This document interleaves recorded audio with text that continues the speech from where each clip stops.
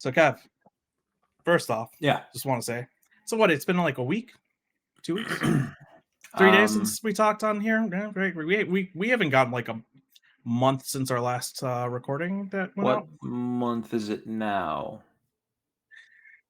Shit, it's April. Okay, When I did was we last thinking record? Was it June. February? It's been about 4 or 5 months, I want to say. Yeah. Well, we posted the coach Yeah, I'm episode, didn't kidding. we? I don't know. It's been over a Yeah, month. Been a it's been while. over a month. It's been a while. Been a while. And also, fun fact. I've been kind of checked out on a lot of stuff. I don't know about you. I mean, I've told you this in chat, but there's probably a good reason why we haven't recorded. Emotionally drained from everything else that's going on and everything like that. So just gonna throw that out there, just to be open. Oh, here's But what I because would of say. that, Here's what I would say. I think a bad way to start a football podcast is say that we haven't been looking at football. So I'm not going to talk about whether or not I have been well, checked out. and And in you know what? fact, I'm going to say I've been fully checked in, and you, the listener, can decide whether I'm and lying. that is why I'm going to be leaning on you, assuming you're going to be fully checked in with your beer. That is a nice helping. I like that. Got it right up to the rim. Oh yeah, 24 ounces Uh, exactly. Before we start, I want to talk about the tush push real quick because Uh-huh. George McCaskey voted against it, I believe, and they're tabling it until May, the next owners meeting.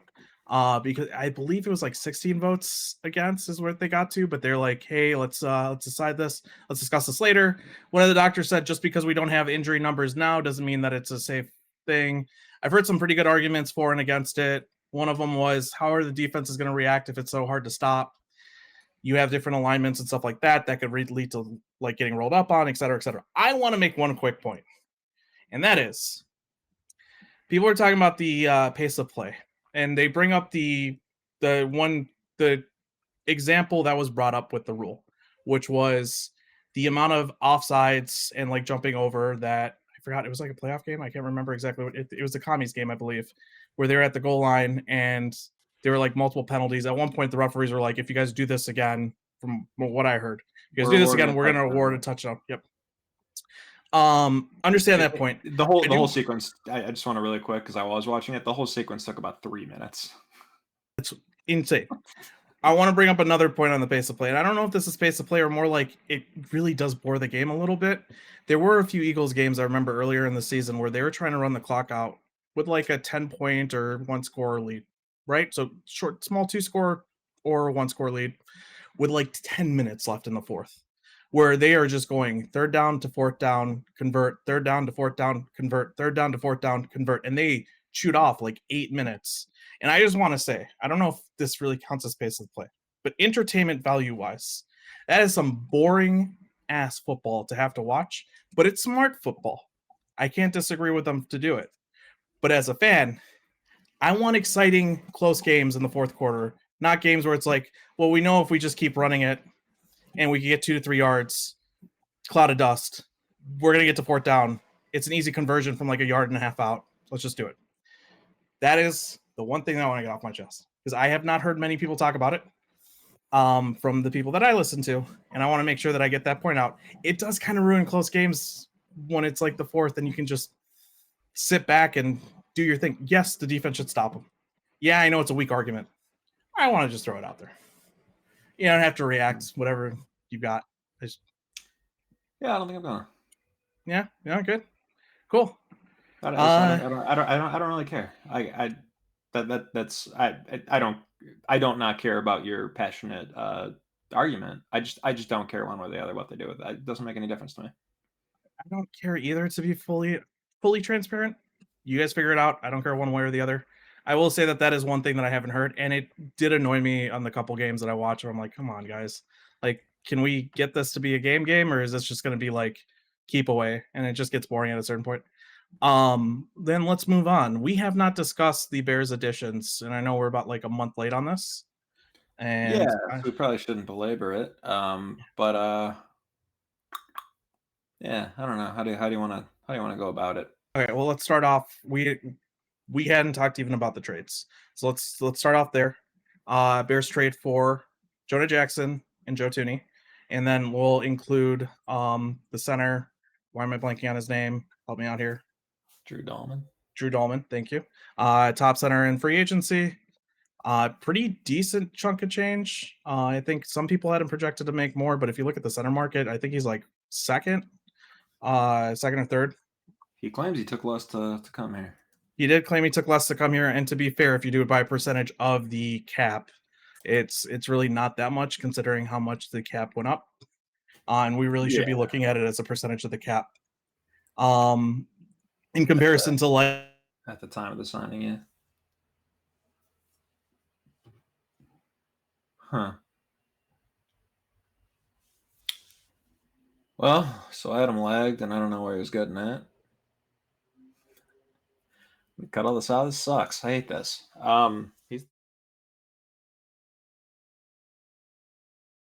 It says on sorry air right about Well, no, Kevin doesn't realize that our video chat on air versus the OBS on air that's actually doing the recording is off. So just a heads up. Sorry about that. He says it wasn't on air for a second. Now it is. Kev, I'm going to throw it back to you. We had a quick technical issue. I'm apologizing to the one person who might be listening. Who knows? Kev, I'll throw it back to you. We were talking about the percentage of cap, and then one person who might be listening. We own that shit. That was on purpose. We like that. Yeah, we owned it. I my internet or something went out. I have no idea what just happened. I did it on purpose. Go. Anyway, Tooney, unimpeachable, right? I started rambling and saying I thought it was a little interesting with Tooney. He's more of a pass blocking guard than a run blocking guard, just reputationally. So we did talk about 2 months ago, whatever the hell it was, that if we were going to try to make over the offensive line in one offseason, the easiest route would just be to get some badass run blockers. So I guess I just do kind of wonder if they would have preferred Trey Smith to Tooney. I don't know. Because what happened is they called the Chiefs and said, clearly you got to trade one of these guys. Which one is it? Yeah, I mean, they called and they said who's available. I don't know who they would have preferred. Obviously, you want the younger guy, but Joe Tooney was also voted MVP of the team this year. Yeah, I mean, Tooney's way better than Trey Smith just in general. It's not in general. You have less of his career. The road grader type. You have less of his career to work with, but interior offensive linemen can tend to play past 35, I would say, right? I think the closer you are to the ball, typically the longer you can last in the league because you're not losing skill in the sense, and it's more reliant on technique and strength to a certain point, right? Yeah, that's why I should have been a center. Yeah, you could have put on some serious weight and gone at it. I don't know I know you've lost weight in your life. I don't know what I would have been a zone blocker. You're a slot wide receiver. Yeah. Go from slot wide receiver to a zone blocking center. Oh, yeah. Yeah. That'd be probably an easier transition than me going from inside linebacker to center. You're taller, so it works.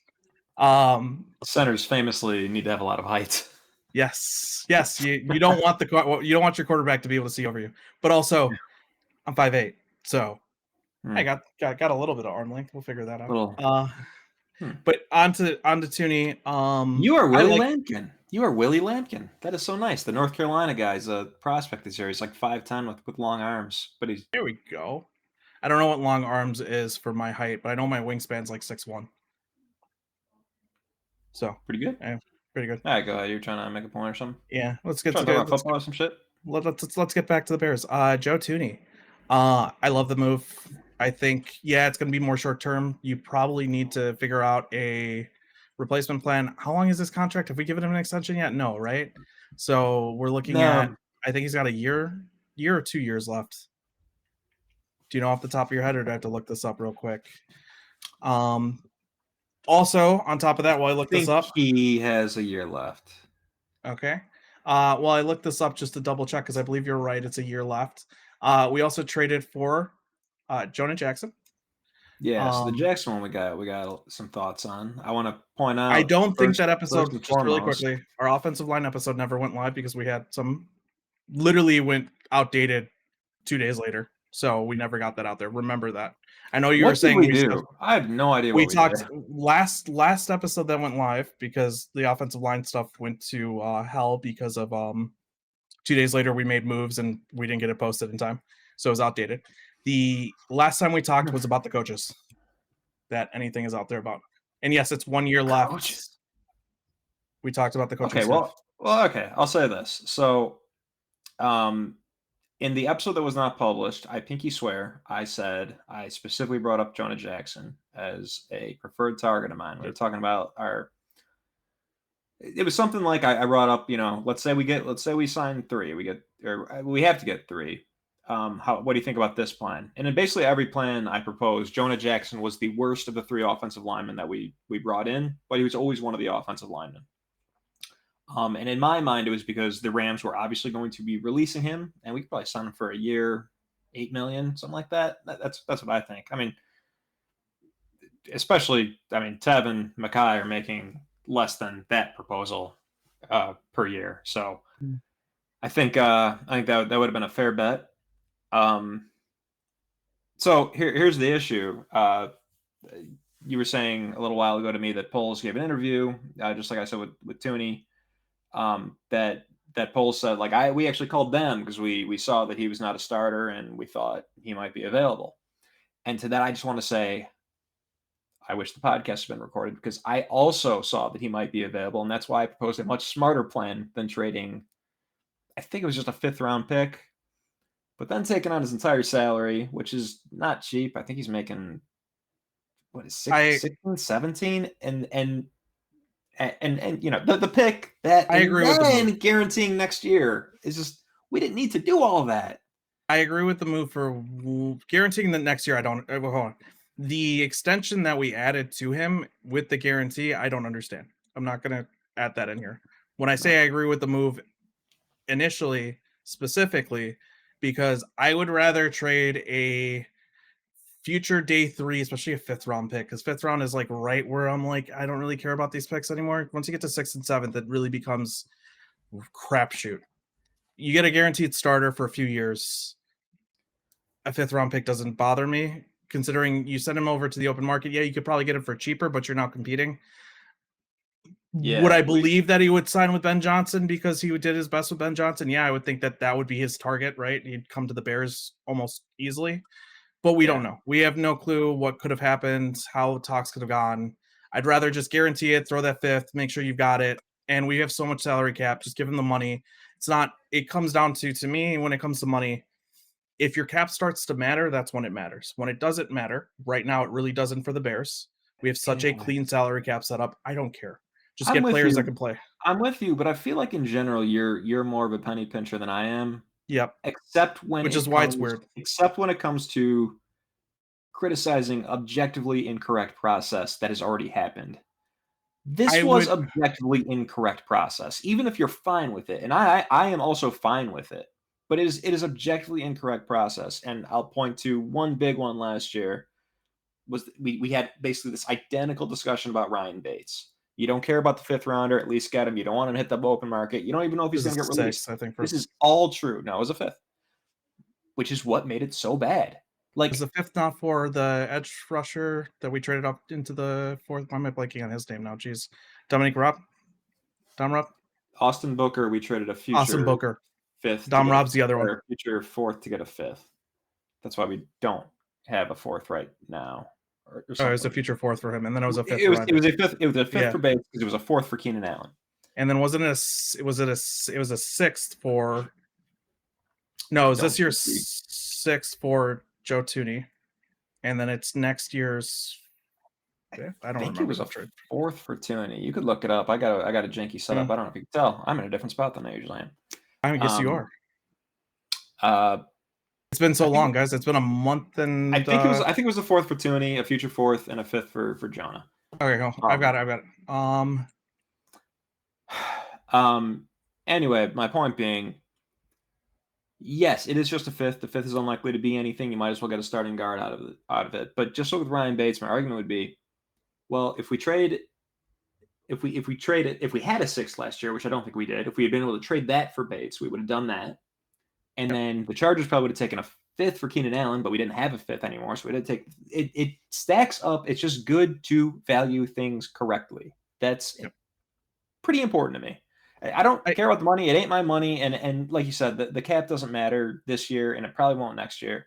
Yep. But just value things correctly. It's That's a my future criticism. But I'm fourth. excited. I think he is a good bounce back candidate for Yeah, sure. That's why I suggested in the first place. this is why I had this feeling. It's a future fourth for Joe Tooney. Um, Mhm. it was a sixth for Jonah Jackson. Okay, that's That's a better. throwaway for me. It's still to me something. I don't feel as strongly, I guess, now that You I've could, been yeah, if I had my facts wrong. But I still say you don't give away anything yeah, and it was the for a guy Pittsburgh. making that much, being that overpaid. It's just not important to me. Just sign somebody else at that point. It feels like another case where Yep, Ben probably got in Poles' ear and got a little fixated on his old player, and I don't want no yep. fixating. Just you know, It was also via Pittsburgh, so that 6th round pick would be a later pick. At that point, it's a throwaway. I agree with you, and I shouldn't be loose about it. I am saying it's fine to me, right? Just like you said, it's fine to you. I am going to agree with you. Typically, if you're not, and this always comes back to context, right? If you're not in a situation where I absolutely need to fill some holes, right? Where the Bears were at a situation when we recorded the offensive line episode, if that went live, people would realize we were both kind of freaking out specifically because of all the holes they got to fill. Plus, you worry about left tackle, specifically with injuries to Braxton Jones. People know that I'm a Braxton Jones defender, but injuries do play a part here. We were both kind of freaking out. I think after both these moves, both of us calmed down a good bit, right? Would you agree? And on top of that, we were just in a place where I think with context specific, yeah, not great process, but I'm gonna give them a little bit of leeway to be like, let's just guarantee we get these guys, even if we think that they might get cut and then we have to work for them in the open market. We also don't know if the Rams would have. I would think they would. You don't want to carry a guy with that kind of salary cap hit and that kind of salary as a backup. But moving on, we like both of these moves as starters for the offensive line, correct? We yeah. think Jonah Jackson's definitely got bounced back. He's coming back into a system in which he did really well. He's not playing out of position, which I think really hurt him a lot with the Rams. And then again, it goes back to what you had told me on that episode when we had talked about it. By the time he was healthy again, the Rams found out that they had young, cheap, good offensive linemen that they could play instead. Why would you not just continue to develop those guys and put it back in the starting position Yeah, they and just put it had back in? 3 better guys, and Yeah, it wasn't even it's I actually even wouldn't a even little say bit better. it's a Three little bit cheaper, misconstrued. good guys. Go on. I'm gonna kill my wife. Sorry, you getting You messages? know I what? can. If she if something mysteriously happens to her, don't let this be evidence. I'm going to figuratively kill her because she won't stop texting me even though I asked her to. It's making my laptop go crazy. Okay, well, let me introduce Drew Dolman, and we'll talk about all three of them as a whole. Bears go ahead and give Drew Dolman a contract. Just really quickly, I can get the numbers on that. Drew Dolman signs for a deal of $42 million contract with $28 million guaranteed, 26 and a half fully guaranteed at signing, which looks like it was. Sorry, I'm looking for the prorated. Only a $6 million signing bonus, so Oh, it's we're on. gonna be a little loose today. Come on, baby. We are. I'm just Come throwing on, out Jack. the details. So we're looking at AV wise When I'm being loose, of I call you Jack. Come on, Jack. Jack. Come on, Jack. Um, 14 million so APY. So AAV of 14 million. Not expensive, right? Center market though is small. It's like the running back market. So it's a good bid for a center. Gotta get back to the average, like the percentage of the cap. But let's go on. Let's talk about the three moves as a whole, because when you're looking at interior offensive line, give me your I, thoughts. What do you think of this? I just think it's funny that me being loose was talking like a beatnik for a second. I'm leaning back in my chair. Um, no, I want to talk about Thelman individually because I also on a since deleted recording. I did express I'm a Dahlman skeptic. He was not my target. I kind of prefer Ryan Kelly. In fact, I wanted Ryan Kelly and Will Freeze, and they were both signed by the Vikings instead. We could talk about Um, how we feel about the Vikings and how they did essentially what the Bears did, but Vikings, maybe a little bit better. Vikings got the division. I don't know about That's right. that. Oh, I do. It's gonna lean on JJ McCarthy and that knee that he's had to get cleaned out. No, All in on JJ. $10 to win $1,010. MVP. It's gonna be a hell of a cash out. I think I Anyway, told you on that just for fun. Go on. I'm just a little bit of a Dahlman skeptic. I don't watch games religiously studying offensive line play. I think most people who say that they do are lying. Um, but I've noticed a little bit like Dahlman, and it's always and I scouted him to the extent that I could scout anybody. Um, Dude just looks tiny. He is a tiny He looking is. guy. He I mean, he's He's not a objectively displacer is. of bodies, and that's fine out of a center. You don't. I mean, that's the thing. The center's usually helping more so than needing to anchor or anything like that. Um, but I'm just a little skeptical that we couldn't have gotten away with less money for maybe a bigger guy who can do a little more than I don't know. I'm skeptical of the run grade. It just depends. Taking him out of the system he's been in, succeeding in. I know it's the same, but I don't know. I am a Dahlman skeptic. But with that said, the grades are the grades. They're good run block grades.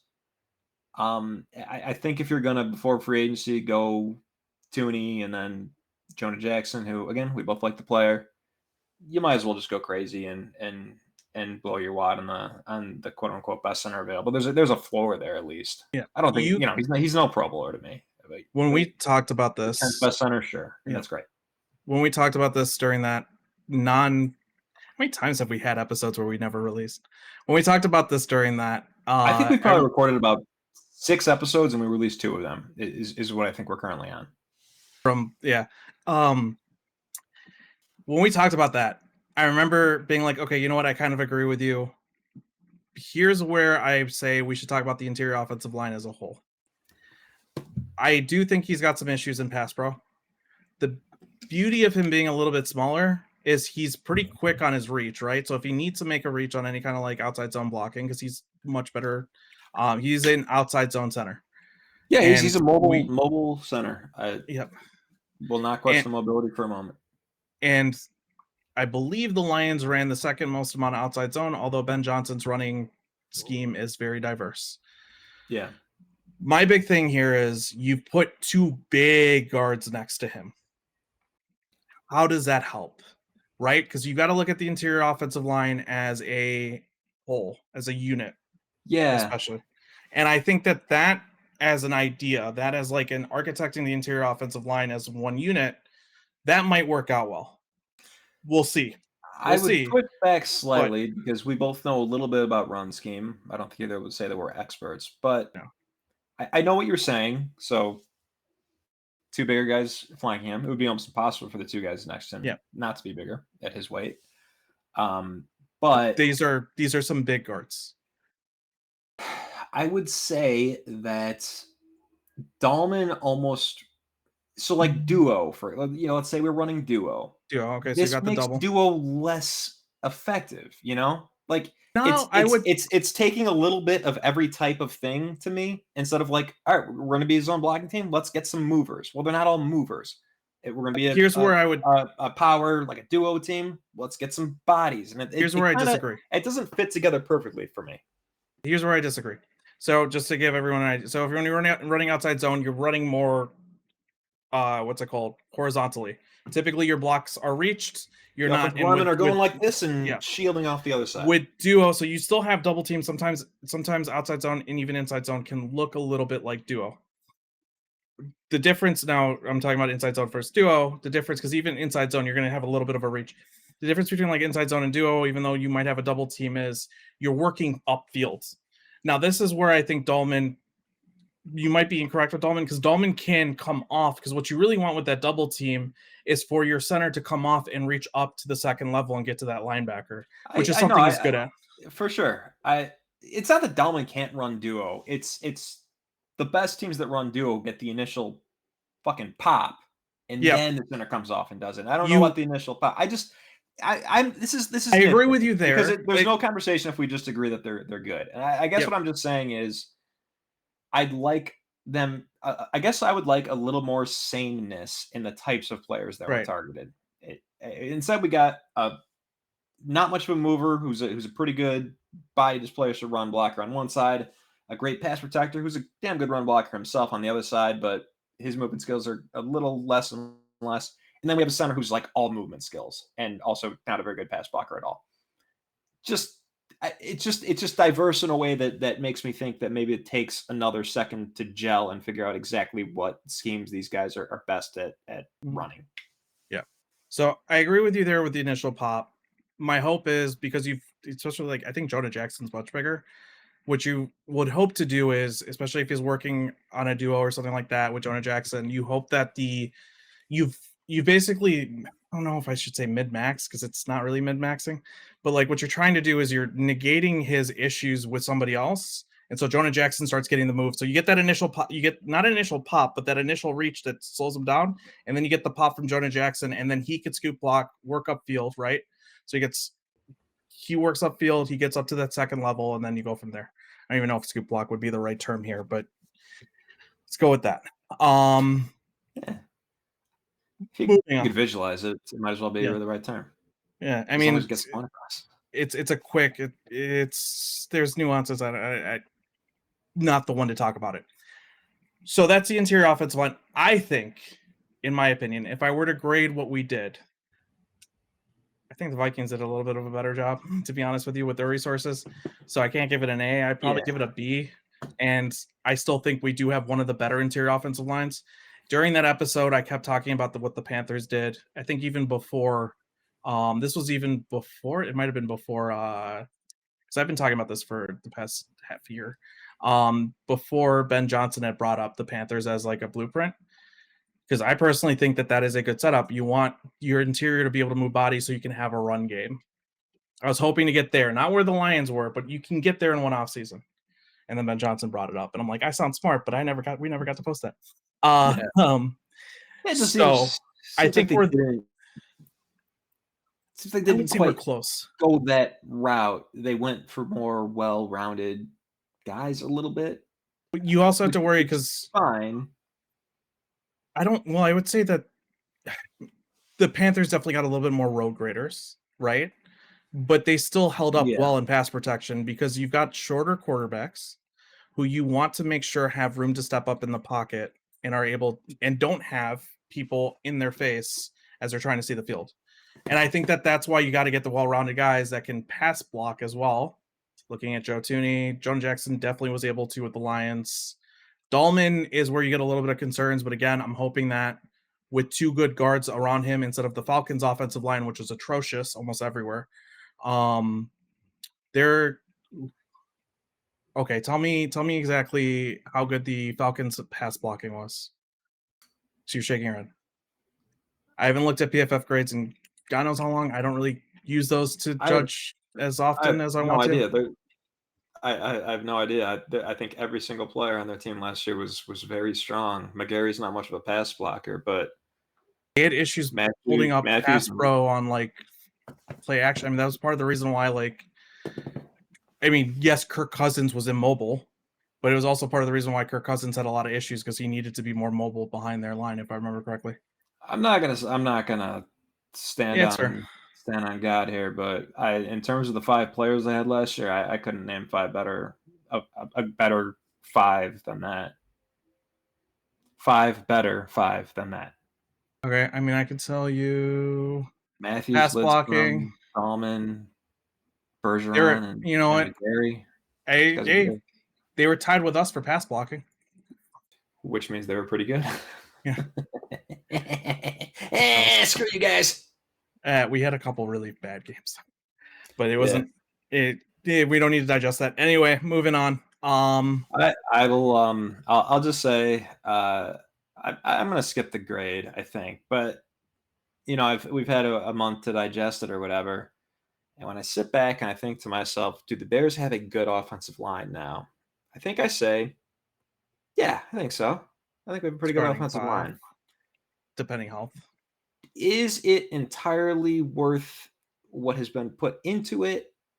What still might be put into it for the level that we'll get? Probably not, but I We're do overpaying. appreciate the effort a little bit. I At would least prefer. at least because most of this is fairly short term. it's not like we've locked ourselves into more than a year or two of what this is.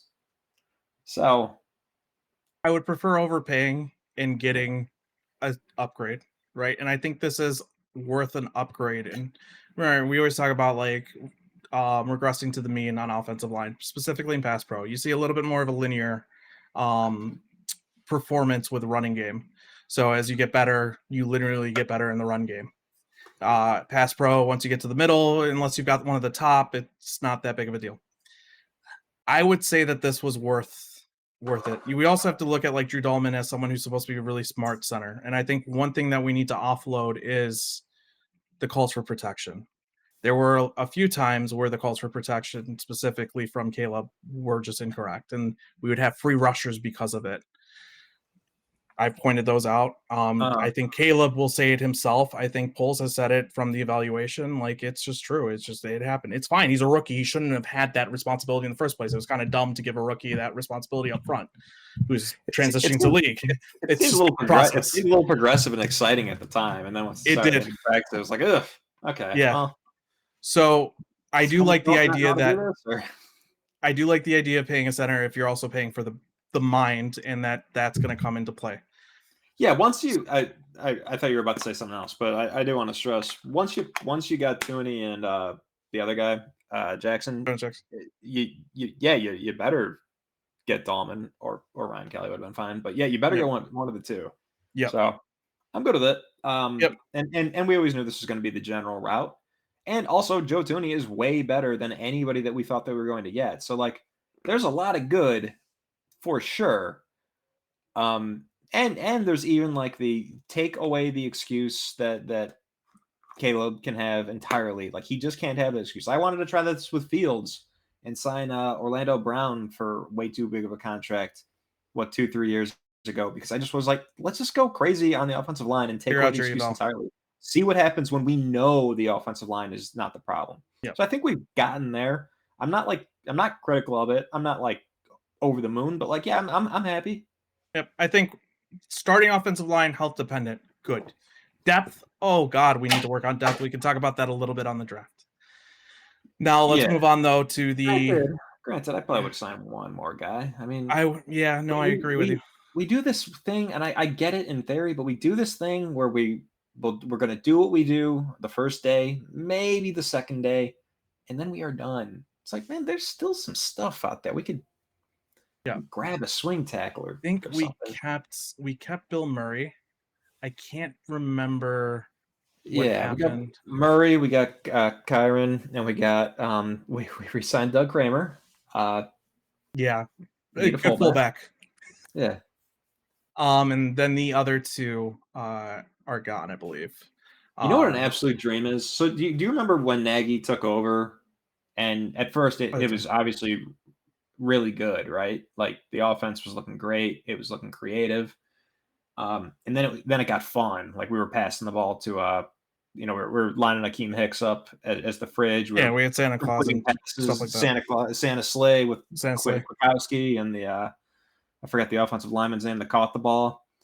Wouldn't it be so fun if I mean, obviously it'd be fun if Ben Johnson had the same effect, and I'm expecting it to some extent, like an instant just, ooh, wow.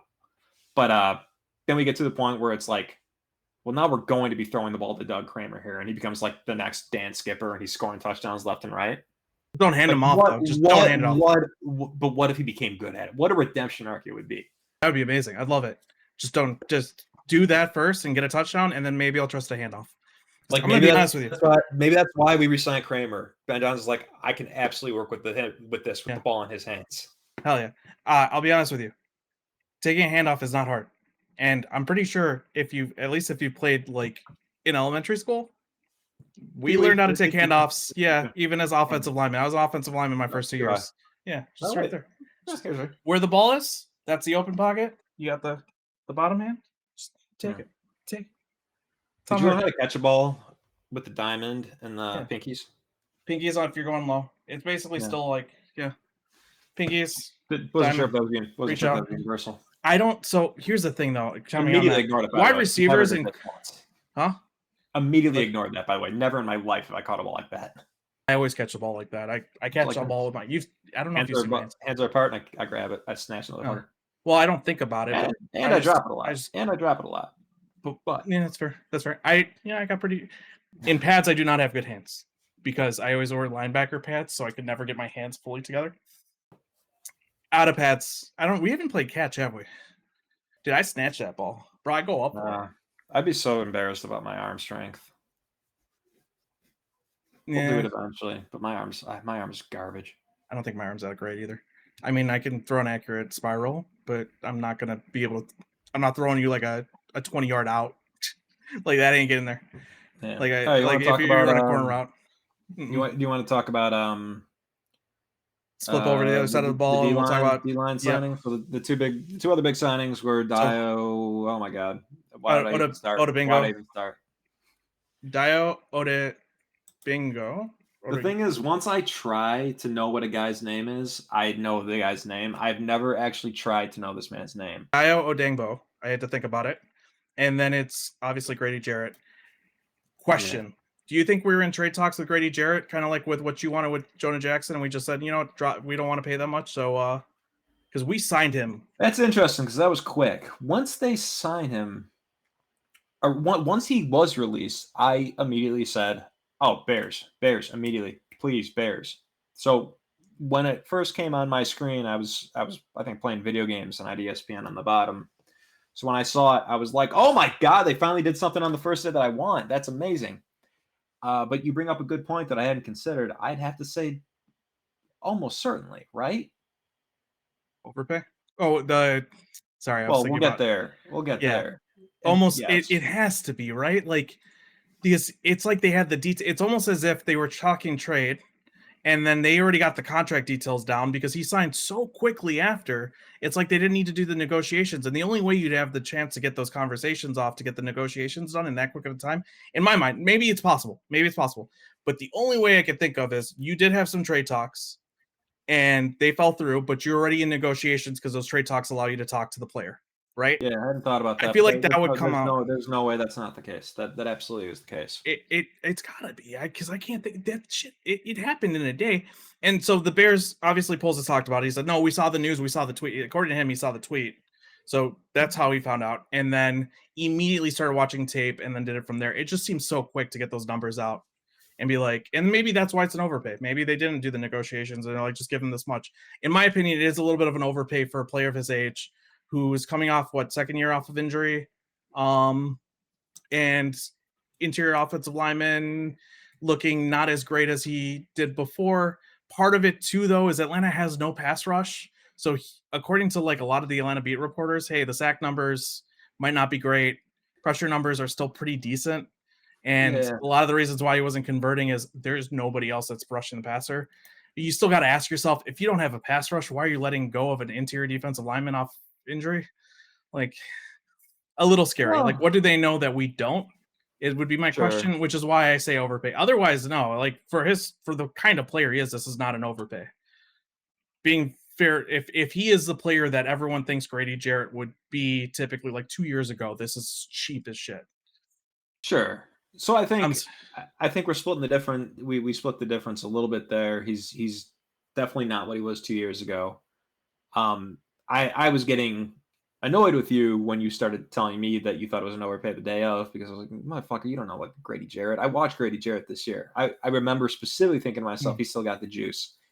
But then I stopped being stubborn, and at a certain point, I admitted, well, all right, this is still a little too much money. Was it 3 years, 43 and a half, something like that?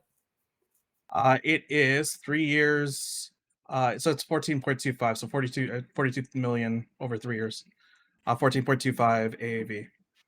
Interior offensive line, we're talking about like half the top of the market, right? Well, Yeah. interior, half the top of the market, maybe a little bit more than that. I don't know who's the Yeah. highest paid DI now that I think about it.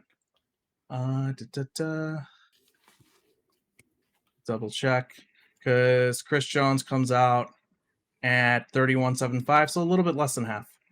Okay, Um, so this is less a dig at you than it is a dig at all of the comparisons to this man coming out of college. I would much, much rather on third down have Grady Jarrett rushing the passer at his age than Kalijah Cansey, who everyone tried to tell me was like Grady Jarrett.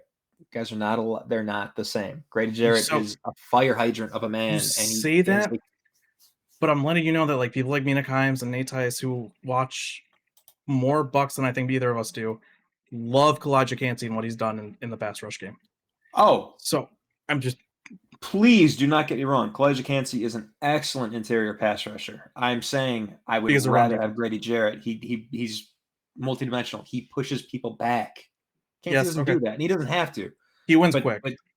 yes, and Cansey is truly the most unmitigated disaster as an interior run defender I've ever seen. I laugh. I don't like to do it, but I laugh because of how right I was when I see him try to defend the run. I mean, And I was yes, very mad at it because I wanted them to beat the Lions in a playoff game 2 years ago.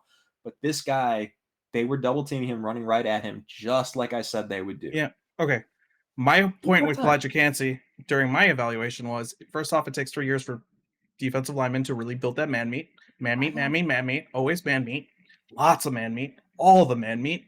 Not a huge Yes, fan he's of got that he's man, got though. T-Rex arms, but I think if he gets a little bit of man meat, it becomes less of an unmitigated disaster and more of a mitigated disaster, if that makes sense. He's clearly a player.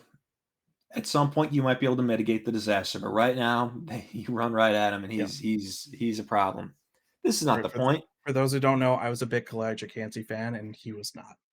I was just a skeptic. I was somebody who did not know what I was looking at, but I certainly knew. I couldn't put together the sum of the parts, Mhm. but I knew I didn't certain things would disagree be with you. very bad, and they were bad. I just I didn't disagree with you. I thought in run defense, double team specifically, he'd probably get his. I even said it. I'm like, yeah, but how many defensive tackles do handle a double team that are pass rush specific defensive tackles? There are some, right? I mean, we're not going to get into like Aaron Donald because people were comparing him to that, and that is just insane because Aaron Donald is just an absolute freak of a human being. he's a Like wonderful Miles one. Garrett is a Yes, freak, yeah, of a human being. So like, you could at least compare somebody to Miles Garrett if you wanted to. You may never ever again compare anybody to Aaron Donald. It is not. There will it's yeah, never be another Aaron Donald. he is a once in a lifetime player. Yes. So let's Grady Jarrett though. I like the signing. I think as a rotational pass rush piece, that's fantastic. And he can still, if you're in a position where it's like third and short, you don't know, you can still play him, which is great. Let's talk about the other signing, Dio Odangbo. Yeah. Uh this I think a lot of people said was an overpay. I'm gonna push a little bit back, specifically because if you look at percentage of cap for what he would have gotten say last year, it's about in line with what people thought he should have gotten this year. I think people aren't doing the cap adjustment, right? And Yeah. there's a lot of plays. Linebackers saw a huge pay raise. I really want to find our conversation where we're talking about what players would get pay raises because I believe I said I could see linebackers getting pay raises. I think you had said guards would probably continue to go up. They kind of did. Um, I think what I Fries, said was Trey Smith will reset the market, which he will do, but there yeah, just aren't as many good guards. yeah, But Freeze, Freeze. I think Freeze got a topped yeah. somebody, probably So might have you might have topped been right. Hunt. I think I was talking about linebackers and safeties, both of which did go up because I was like, which positions haven't gone up was my goal. So I'm like, they Yeah. need to essentially get that adjustment. Linebackers are becoming important. Having a good safety is important. It's just there aren't many of either position. They're starting to get a little bit more valuable. That's why I think I pointed those, but I want to find the conversation to back it up before I give myself a little brush on that. Um, Just lie about it. Doesn't matter. oh, I I'm don't the only like other lying, person who man. knows. Just lie. That's fair. That's fair. That's fair. I don't like lying about it. Uh, Dio, I think, falls under the terms of like if this was last year and you did by percentage of cap, considering the cap went up more than 10%, like it's just inflation at this point. Yeah. That's why it might seem like an overpay, and I think people are missing that. Saw the same thing happen with a bunch of positions too. I don't think Tutu Atwell, especially after we talked about Tutu Atwell, gets that same amount. Last year, I think he gets like 6 instead of 8. Right? It's just it's cap adjusted. I kind of feel like if Tutu hits the open market, he doesn't get that, but Yeah. Oh, that's debatable. I don't know what the guy from the Demi Brown got the same thing. So who knows? Yeah. Whatever. Not the point. Dio, though, and this goes back to when you listen to a lot of Colts beat reporters that have been on like Hogan Johns, they're like, he had a late breakout, he had injuries early on, but he will be a productive pass rusher for the Bears, like in their mind, almost no doubt. They seem to like the guy a lot, and they like the signing. When you listen to Colts beat reporters, a lot of the national media felt like this was an overpay. I go back to what I had just said about that. They also don't see like, oh, why would you go for this guy versus say Josh Allen, who got signed for I think less on the open market. Was it Josh Allen? No. You're Was it a thinking little of, bit more? yeah, I don't know who you're thinking of, but you're not thinking of Josh Allen. Do you think so? He's a quarterback on the Bills. He got like Yeah. $50 million a year. There's oh, I'm thinking Josh Sweat. Is there also no? Hold on. Oh, I made a joke. There's of course There is on the Jaguars. Josh Allen, but you're thinking of Yeah, Josh but Sweat. I am thinking Josh Sweat got a little bit more, and I would have definitely paid a little bit more to have Josh Sweat. But maybe Josh Sweat just really wanted to go back to Jonathan Gannon. It's not the same. You don't. Yeah, you we don't never- know how the players are gonna shake out in free agent. There are other things beyond just contracts that go there, their relationships and such. Who they think is going to get the most out of them. I wanna cut in here for a second, unless you really got something you want to say. No, go for it. So I want to talk a little less about whether or not it was an overpay, because this is what he was projected to get by PFF. In fact, personally, the only person I saw disliking the signing was I think Ben Salak.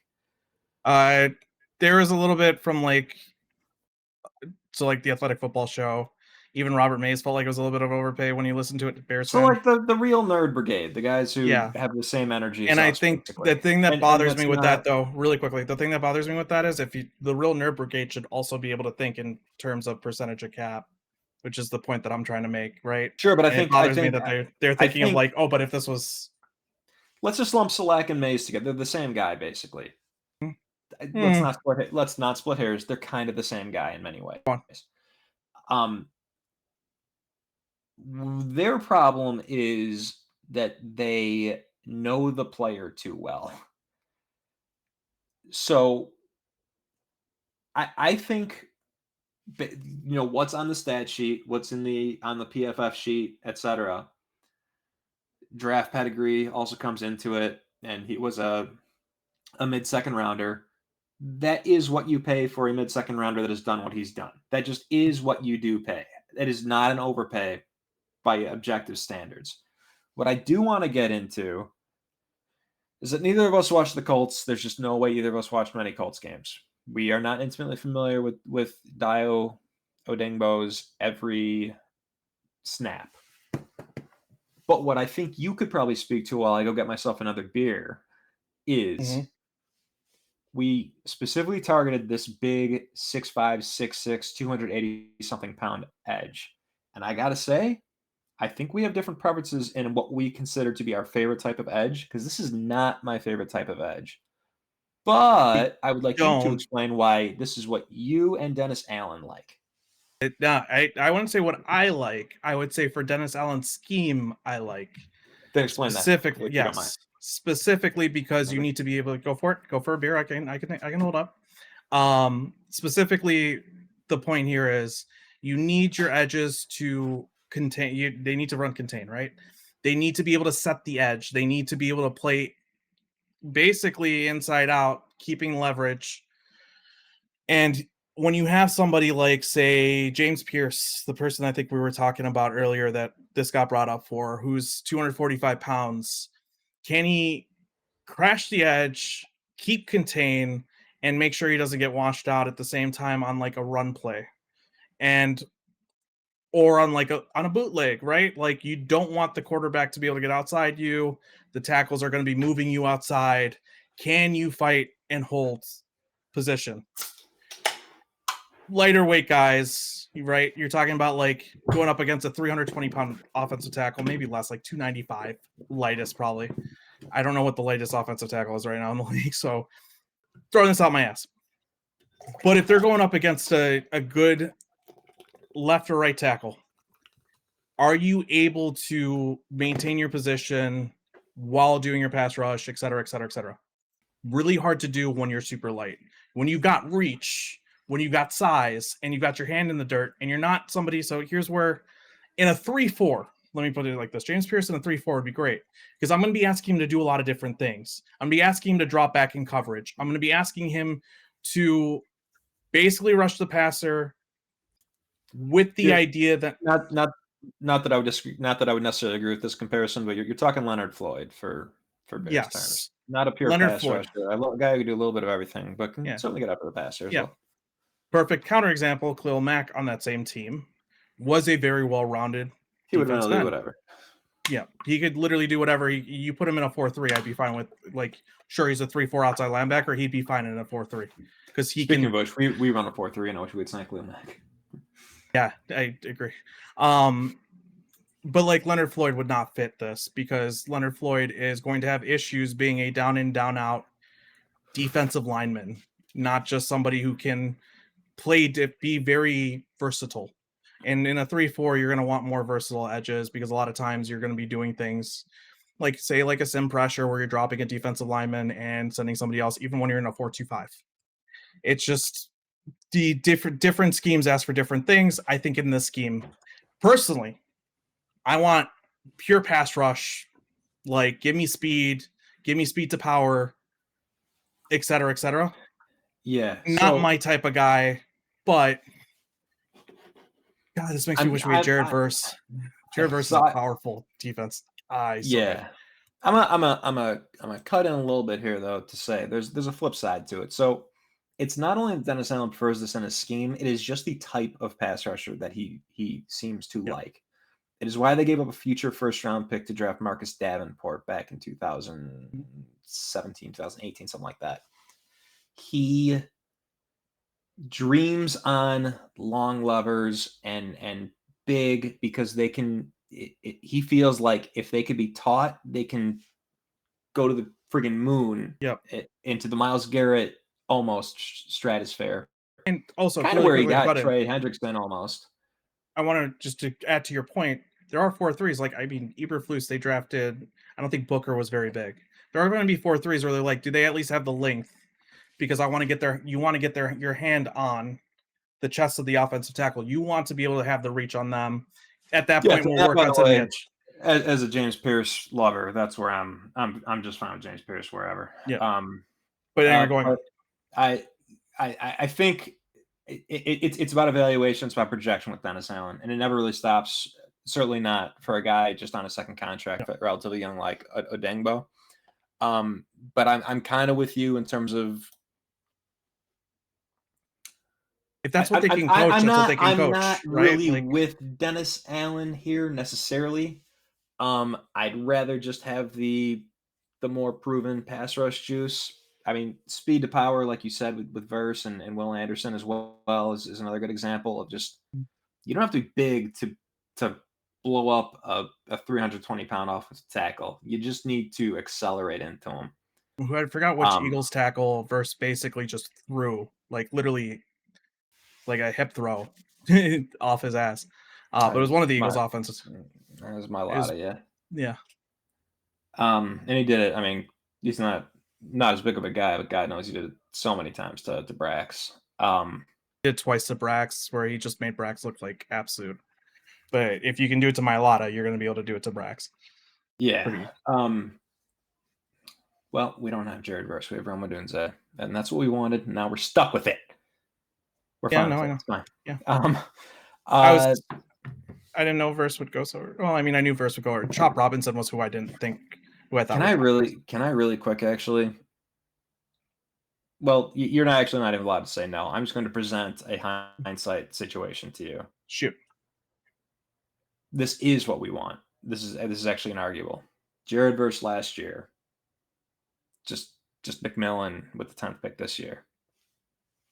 What a trade that would be. I don't like that. You should. He's good. He's a good player. I guarantee him. He's one of my draft guarantees. He's I guarantee very smooth. T. Higgins at worst. That's actually a good comp for him. To be fair, it's a good comp for him. I don't like the fact that he just straight up admitted to not watching film. That Love that. bothers me. That Love it. bothers me. That bothers me a lot. That doesn't bother me. That bothers me. That bothers me a lot. It just Love it. does. That is he is It athletically. was my final selling point is when he said that. I thought, oh, this man's different. I don't understand that. But coming off of it, we don't have to rehash that. Um, Even if you don't like that, though, we if have Jared Verse. In If it was hindsight, it would have been real nice. Jared versus and Tat, I would rather have than just Rome and I don't know, like Will Campbell. Like I'd probably prefer. Let's say we draft Michael Williams or pick your edge. Let's even Shamar Stewart would probably be the one that sure. fits us, right? I could see us taking him probably with a trade back, but taking him. Yeah, I'd rather probably at this point. I mean, I might eat shit, but I'd rather have that situation and then have another wide receiver Yeah. somewhere else. We need a third real back. Anyway, to wrap up on Odangbo, I think again, neither of us have seen the guy play that many times. I remember him as a prospect at Vanderbilt, but also I was not watching much Vanderbilt back in 2020. In fact, kind of hard to watch much college football at all in 2020. You only had about 6 weeks to do it. Yep. But I get it. I think at the end of the day, we're going to say to ourselves, well, we are overpaying for a third edge. That's my prediction. But I get dreaming on a guy with these measurables and not insignificant production for the last couple of years. I don't really buy there's much more there. But I don't know. Maybe there is. It's not a cap breaker. It wasn't the edge of my choice, but I understand that this is who Dennis Allen is. This is the type of guy that he likes. It's why when we end up drafting Shamar Stewart with the 10th pick, I'm gonna put the gun down. Yep. Yeah. That's kind of Quick thing. If it's like Will Campbell at guard, maybe I still take Roman Will Campbell. Will Campbell at tackle, and we'll talk about this when we get into prospects. It's not just the arm length. I know the arm length barely came in at 33 because they somehow grew a little bit, and then his wingspan shrunk. I don't know how that works. It's also the wingspan just is a massive red flag and outlier for offensive tackles. And when you watch tape against guys that are going to go in the first round, which are guys that you would expect to be actual good edge rushers in the NFL, and not guys that aren't great. So like A&M and I believe Alabama, he did not do as well in those games than he did in the beginning of the season. So like when everyone's like, watch the tape, I think Ben Johnson, and I know we're not on draft talk here, but I want to get this out since I brought him up.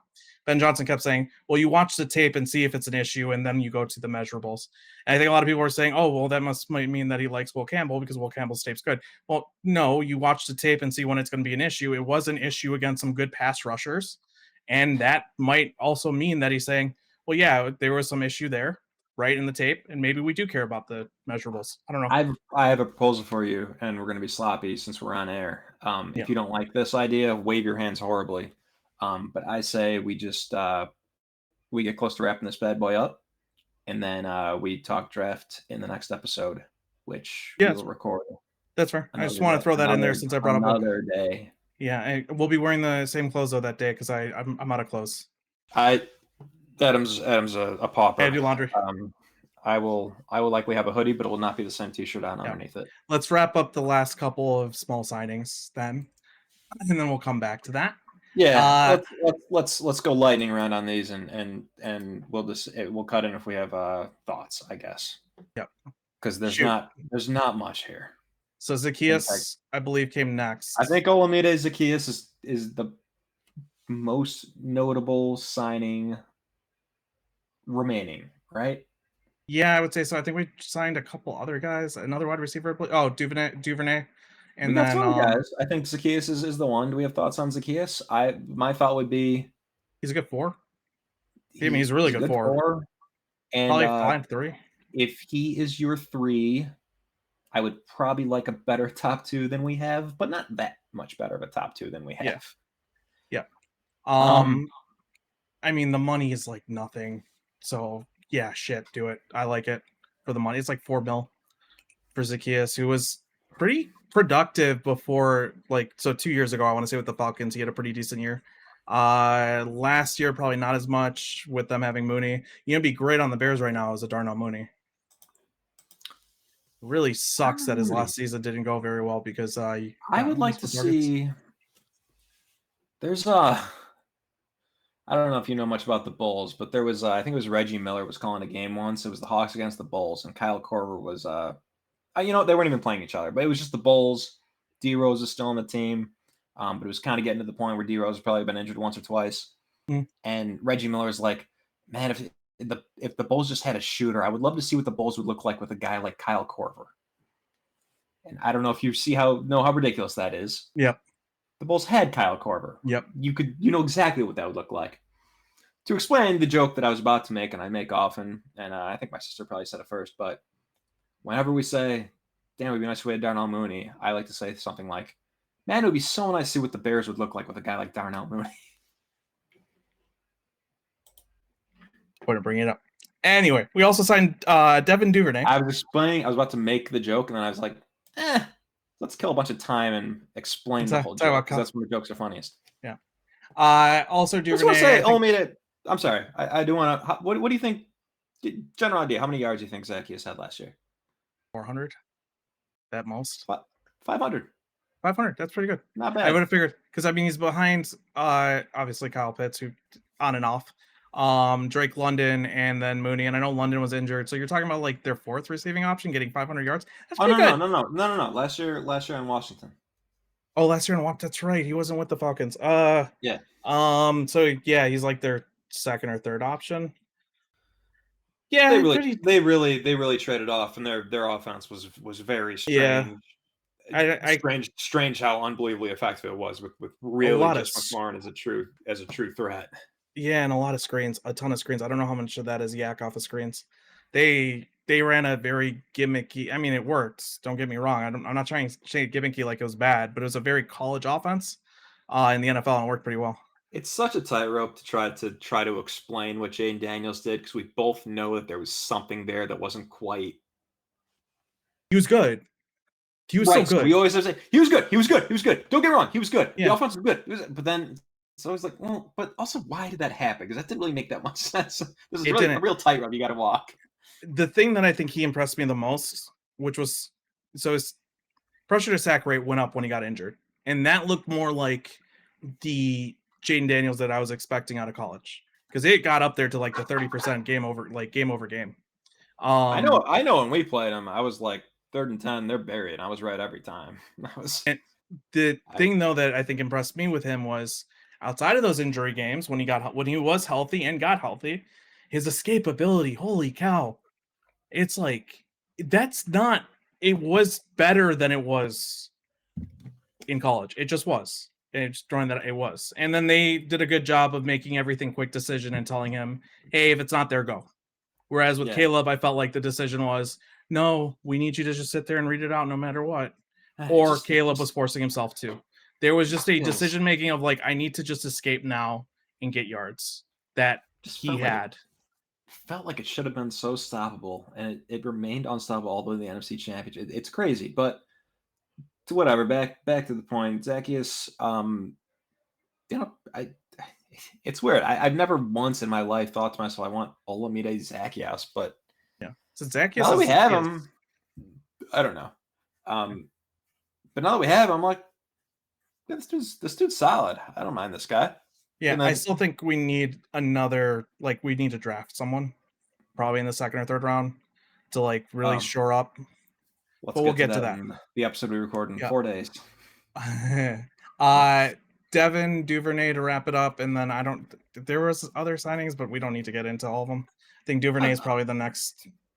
I'll grab 1 or 2 more real quick, but Duvernay I think is there for speed. Duvernay is the most exciting. It's funny they met with Mecole Hardman. They met with I always want to call him Etwan Moore because they both went to Purdue. Rondale Moore. And they ultimately went with Duvernay. They were clearly going for a certain type of gadgety, really barely even a wide receiver, more so than a guy that you could throw screens to and can return kicks. Duvernay is a really good kick returner. I don't know how much that matters, but I mean, after a couple years of watching Vilas try to do it, and then having to turn things over to DeAndre Carter, I think we have a more effective version as a returner than that. And I guess I would just say that I trust Ben Johnson to do a couple of cool things where we're like, damn, Duvernay scored a touchdown on that a So I couple don't know if times. you So that's listen good with to me. I don't know if you've listened to a lot of Ben Johnson interviews. He recently had one where he's talking about EPA being a big stat, which, to be very clear, because I'm listening to a lot of people who are saying this wrong, he's talking about it for offense and scoring and offense doing well. He's not saying EPA is a good quarterback stat and evaluation stat. It's not. It's never been, because your offense matters. Otherwise, Brock Purdy is the best quarterback in the NFL 2 years ago, which wasn't true. Yeah. It's a measurement of how well the offense is doing. If your quarterback can have the highest EPA, that's just an indicator that your offense is scoring and doing well. That's what he's trying to say. It's a You great know, indicator of success, I but have he's a not saying it's a quarterback measurement, to be clear. I have an EPA proposal that I'm going to want to run by you at some point, but I think it's maybe the next great advanced stat Let's actually. let's let's hold off to that so I can get the point that I wanted to make originally real quick, which is Fuck he that. brought No. up he brought up Yak specifically because Yak does help with EPA. Obviously, like EPA is going to be very dependent on explosives. EPA versus like success rate, explosives are more the helper for EPA. Right. Yak is when you get a good chunk of Yak, you're probably going to get a good explosive. Duvernay, you're talking about screen games, etc. Probably a good point because there might be a chance where he's looking at him for Yak opportunities underneath, right? Yeah. Which I DJ Moore is great for Yak. I think DJ Moore is underrated Yak, right? So I think probably properly rated. It's at a certain point by now at a properly certain point rated. last year we just turned him into Deebo Samuel, and that started becoming a little upsetting to me. It's a little bit of a stretch, but he does have some Debo in him. Oh, for sure, yeah. Yeah. So yeah, I mean, I think this is a good way, and he's setting up like a basketball team. He says it. The wide receivers need to be like a basketball team. Not, I guess now you positionless, so everyone does the same shit. But he's trying to get at like Like a you 90s got rules. basketball team. Yeah. So, and I agree with that. I think Duvernay feels something that we don't have, which is some top end speed. Yeah. Do you Two have anyone more else you want? Yep, Yeah, shoot. two more I want to hit on really quick. I think our first signing actually, and I don't think I realized we signed him. I knew we were looking at doing it. It was likely to happen, but Durham Smythe. What I have to say about him is that he went to Notre Dame, and Nice. if and I'm not saying we should, but if we draft Mitch Evans, the tight end room is all Notre Dame. That would be incredible.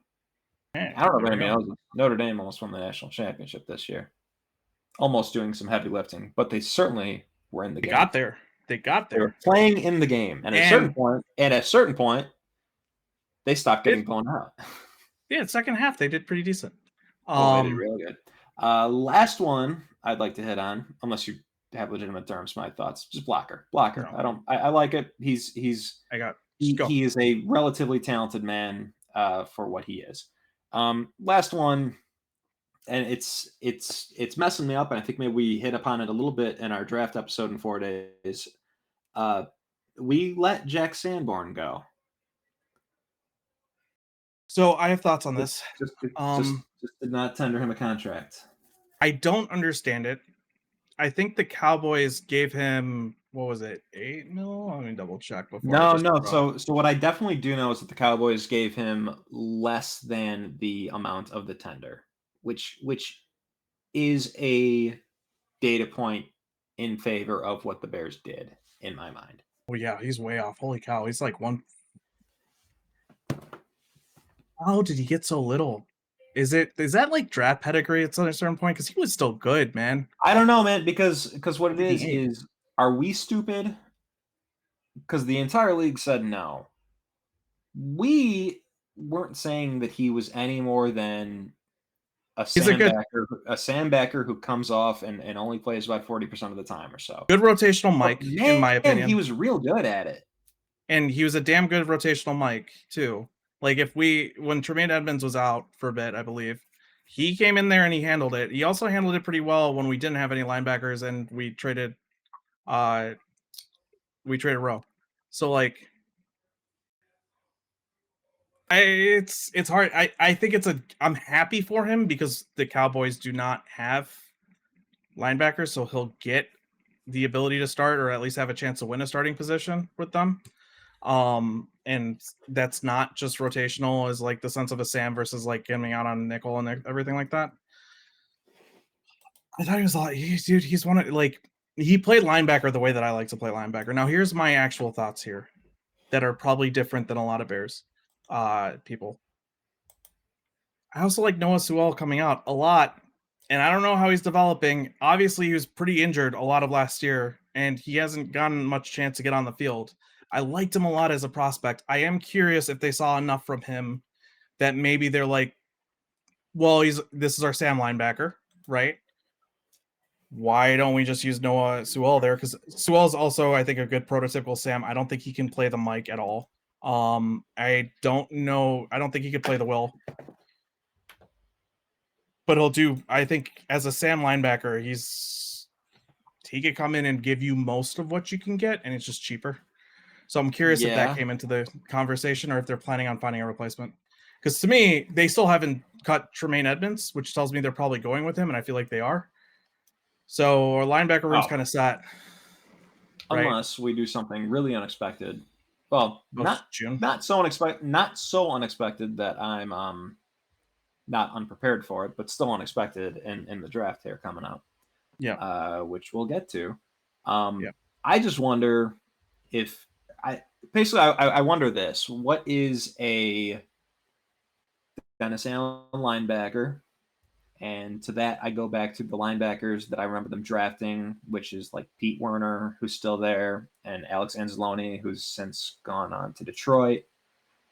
I guess just maybe a little more speed is what he's looking for.